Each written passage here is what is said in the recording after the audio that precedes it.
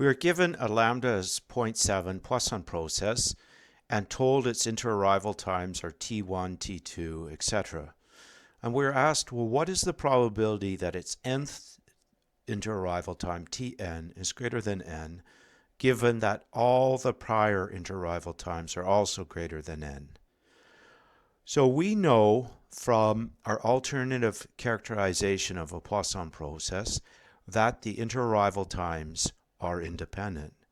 So what this means is the probability that Tn, the nth interarrival, is greater than n, conditioned on Tn minus 1 greater than n, Tn minus 2 greater than n, all the way down to T1 greater than n, is just the probability that Tn is greater than n. Conditioning on those independent interarrival times does nothing.